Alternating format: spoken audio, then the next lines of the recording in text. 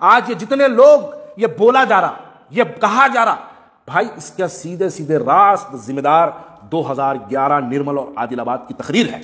میری اس بات سے بہت سے لوگوں کو تکلیف ہوگی، ہونے دو، لیکن حق تو یہی ہے اور حق کے لیے میں بولتا رہوں گا۔ حق ہوتا ہے۔ اگر یہ میری آواز چھوٹی ہوں گی، میرا پیج چھوٹا ہوگا، میرے لوگ سننے والے بہت چھوٹے ہوں گے، لیکن میری بات حق ہے تو اللہ کے فیصلے، اللہ کے حوالے، اللہ تعالیٰ اس حق کو آگے پہنچائے گا۔ یہ اللہ کی ذمہ داری اللہ پر چھوڑتے ہیں۔ کیا کبھی ہندوستان کے اندر ہم 2011 سے پہلے کیا ہم نے حضور اکرم صلی اللہ علیہ وسلم کی شان میں گستاخی سنی؟ کیوں؟ اللہ نے کہہ دیا کہ مت بولو۔ اس کے بعد اگر میرا ایک مسلم لیڈر بولتا ہے اور میں اس پہ واہ واہ کرتا ہوں تو غلطی کس کی ہے میرے بھائی؟ اپنی دو کوڑی کی سیاست کو، آپ اپنی دو کوڑی کی پولیٹکس کے خاطر، آپ کو اس تقریر سے پہلے مہاراشٹر آپ کو نہیں جانتا تھا، اس تقریر سے پہلے آپ کو اتر پردیش نہیں جانتا تھا، اس تقریر سے پہلے آپ کو بہار، بنگال، گجرات نہیں جانتا تھا۔ آپ نے وہ تقریر 2011 میں ایسی ڈیلیور کی کہ وہ دیکھو بولنے کو کیا ہے، میرے سامنے بھی کیمرہ ہے، میرے سامنے بھی مائک ہے، ایسے بھی الفاظ بول سکتا ہوں کہ اگر میں بول دوں شام کے پرائم ٹائم میں رہتا ہوں۔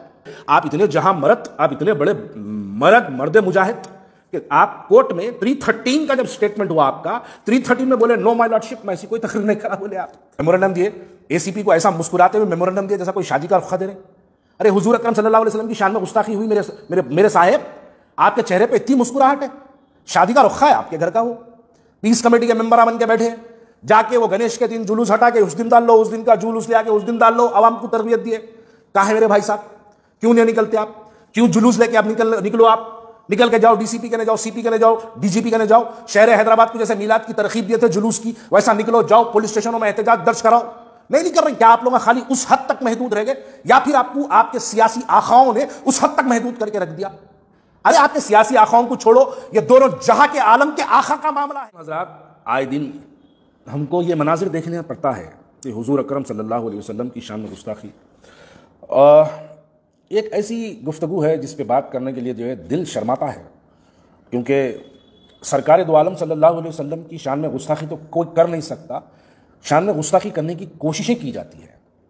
میں 2 دن سے واٹس ایپ کھولتا ہوں تو کئی لوگ مجھے جو ہے اس گستاخ رسول کی جو ہے ویڈیو بھیجاتے ہیں مجھے، تو میں اب تک کہیں وہ ویڈیو ڈاؤن لوڈ کیا نہیں، کیونکہ مجھے وہ سننا بھی دل نہیں چاہتا۔ لوگ حیرت کریں گے یہ بات کو جان کے، حیدرآباد کا ملعون گوشہ محل کا ایم ایل اے، میں یہ نہیں جانتا آج تک کہ حضور اکرم صلی اللہ علیہ وسلم کی شان میں کیا گستاخی کیا۔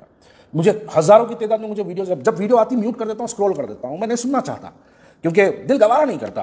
وہ ایک ایسی مقدس، یعنی حضور کی شخصیت کے بارے میں کیا کہا جائے، حضور کے بارے میں کیا کہا جائے، اس کے لیے کچھ نہیں ہے۔ ہاں یہ بات سچ ہے کہ کچھ لوگ حضور اکرم صلی اللہ علیہ وسلم کی شان میں گستاخی کی کوششیں کرتے ہیں، اللہ ان کے چہروں کو خنجیر بنا دے، اللہ ان کو نیست و نابود کر دے۔ شہر حیدرآباد کی عوام قابل مبارکباد ہے کہ جب ایسی کوئی ملعون یہ ہمارے پاس کوئی ایسی حرکت کرتا ہے تو اس کو شہر حیدرآباد، صرف کوئی سیاسی جماعت نہیں، شہر حیدرآباد کے نوجوان سڑکوں پہ نکلتے ہیں اور بھرپور احتجاج کرتے ہیں۔ یہ ایک بات قابل تعریف ہے کیونکہ وہ ہمارا ایمانی جذبہ ہے، ہمارا دل ہے، ہماری سرکار دو عالم صلی اللہ علیہ وسلم سے ہماری محبت ہے جس پہ احتجاج کرتے ہیں۔ نوجوان سڑکوں پہ نکلتے ہیں تو ہمارے شہر حیدرآباد کی مائیں اور بہنیں جو ہے جانی ماس پہ گڑگڑا کے روتی ہے۔ مائیں ہیں جو اللہ سے دعا کرتی ہے کہ اللہ ہم کو معاف کر دے کہ ہم کو یہ دن بھی دیکھنا پڑا ہے۔ نوجوان ایسی کئی بہنوں کو میں جانتا ہوں جو سرکار کی شان میں گستاخی کی ویڈیو اس کے موبائل میں آ گئی، انہوں نے وہ ویڈیو سن کے چلا کے رو رہی تھی۔ میں ایسی کئی بہنوں کو بھی جانتا ہوں، کیونکہ وہ ایک ایسی بات ہے بھائی، نوجوان جذبات میں ہیں، وہ تو سڑکوں پہ آتے ہیں، کرتے ہیں احتجاج، اور حضور کے شان کے سامنے احتجاج کوئی معنی نہیں رکھتا۔ کیا کر سکتے ہیں؟ ہماری جان ان پہ سے قربان، ہمارا مال ان پہ سے قربان، ہمارے ماں باپ، ہماری اولاد، سب کچھ ان پہ سے قربان، اس کا کوئی مقابلہ نہیں ہے۔ لیکن اللہ تعالیٰ نے قرآن مجید میں سورہ نساء میں یہ بات واضح طور پہ کہہ دیا ہے کہ تم ایسا مت کرو ورنہ ایسا ہوگا۔ اس کا مطلب اللہ تعالیٰ نے قرآن مجید سورہ نساء میں اس بات کو ذکر کر دیا ہے، حکم دے دیا ہے کہ تم ایسا مت کرو ورنہ ایسا ہوگا۔ اس کا مطلب اگر تم ایسا کرو گے تو ایسا ہونا تو لازم ہے، کیونکہ وہ اللہ کا حکم ہے۔ جب اللہ کا حکم سورہ نساء میں اللہ تعالیٰ نے یہ بات کو فرما دیا، کہہ دیا، حکم دے دیا کہ تم کسی کے مذہب کے ماننے والے دیوی دیوتاؤں کو، ان کے بتوں کو، ان کے جس کو بھی وہ عقیدہ رکھتے ہیں، ان کو غلط مت کہو تاکہ وہ تمہارے حقیقی خدا کو پلٹ کر غلط کہے، اس کے ذمہ دار تم ہو گئے۔ ویسے ہی اللہ تعالیٰ نے ایک قوم کو اللہ تعالیٰ نے ایک حکم دیا تھا کہ ہفتے کے دن اس تالاب سے مچھلی نہیں پکڑنا، لیکن وہ قوم جمعے کی رات کو جالا ڈال کر مچھلی پکڑ جالے میں مچھلی پھنس جاتی تھی، ہفتے کے دن چھوڑ دیتے تھے، اتوار کے دن نکالا کرتے تھے۔ وہ اللہ کے حکم کی نافرمانی کرے تو وہ قوم کو اللہ تعالیٰ نے بندر بنا دیا۔ یہ واقعات اسلامی تاریخات میں ہے۔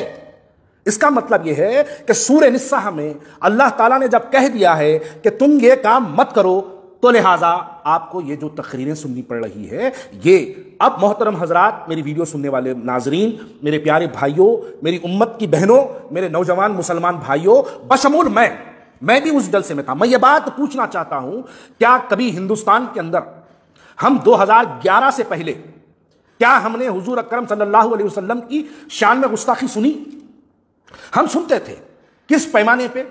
کسی گانے میں علی علی کا نام آ جاتا تو سنتوش سپنا تھیٹر جلائی جاتی تھی، کسی گانے میں روجا پکچر میں برقعے والی کا اگر کوئی غلط سین ڈال دیا ہوتا تو شہر حیدرآباد تھیٹروں میں احتجاج کرتا، بمبئی کی تھیٹروں میں احتجاج ہوتا، بنگلور کے تھیٹروں میں احتجاج ہوتا۔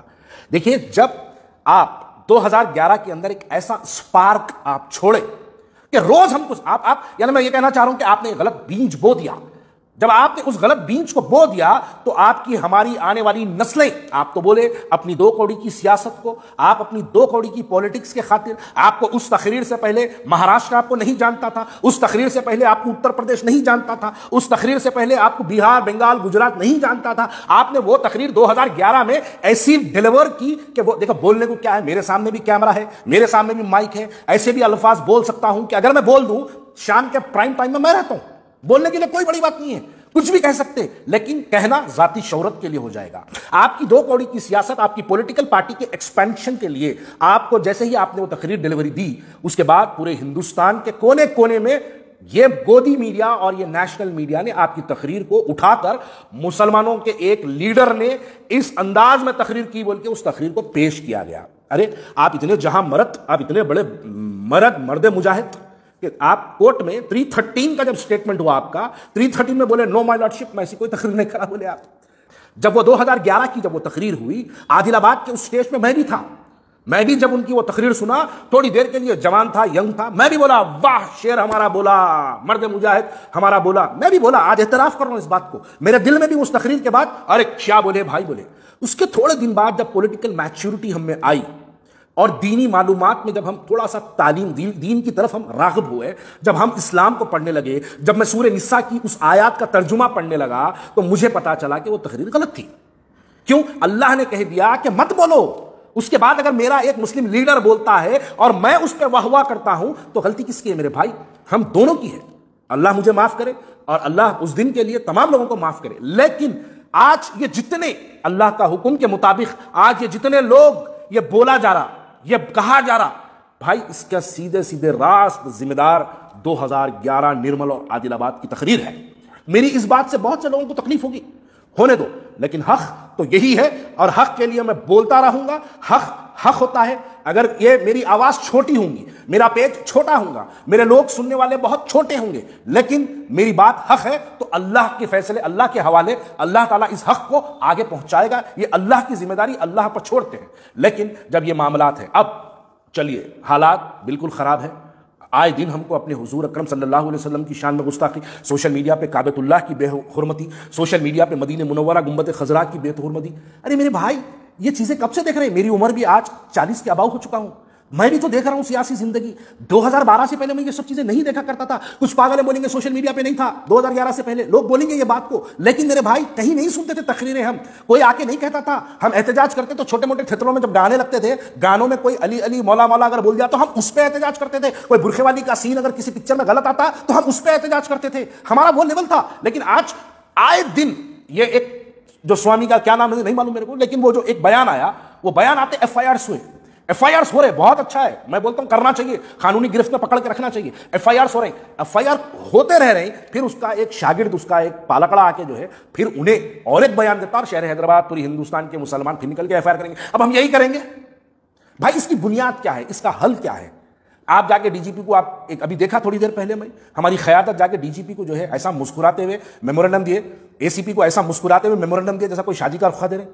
ارے حضور اکرم صلی اللہ علیہ وسلم کی شان میں گستاخی ہوئی، میرے صاحب آپ کے چہرے پہ اتنی مسکراہٹ ہے، شادی کا رخا ہے آپ کے گھر کا وہ. بس آخری میں ایک بات پوچھنا چاہ رہا ہوں, میری بات کو کوئی غلط نہ لے, کوئی شخص غلط نہ لے. میلاد النبی کا موقع آیا, بہت سے دولہے شیروانی پہن کے گاڑیوں میں ٹھہر کے پھولا پہنے. بھائی صاحب, آپ اپنے آپ کو ریلیوں میں نکال کے تماشے کریں, پیس کمیٹی کے ممبر بن کے بیٹھے, جا کے وہ گنیش کے دن جلوس ہٹا کے اس دن ڈال لو, اس دن کا جلوس لے آ کے اس دن ڈال لو, عوام کو تربیت دیے. کہاں ہے میرے بھائی صاحب, کیوں نہیں نکلتے آپ؟ کیوں جلوس لے کے آپ نکلو, آپ نکل کے جاؤ, ڈی سی پی کہنے جاؤ, سی پی کہنے جاؤ, ڈی جی پی کہنے جاؤ. شہر حیدرآباد کو جیسے میلاد کی ترغیب دیے تھے جلوس کی, ویسا نکلو, جاؤ پولیس اسٹیشنوں میں احتجاج درج کراؤ. نہیں کر رہے. کیا آپ لوگ خالی اس حد تک محدود رہ گئے, یا پھر آپ کو آپ کے سیاسی آخاؤں نے اس حد تک محدود کر کے رکھ دیا؟ ارے آپ کے سیاسی آخاؤں کو چھوڑو, یہ دونوں جہاں کے عالم کے آخا کا معاملہ ہے. یہ کوئی آپ کے سیاسی دو کوڑی کے شخص کا معاملہ نہیں ہے جو آج ہے کل مر جائیں گا.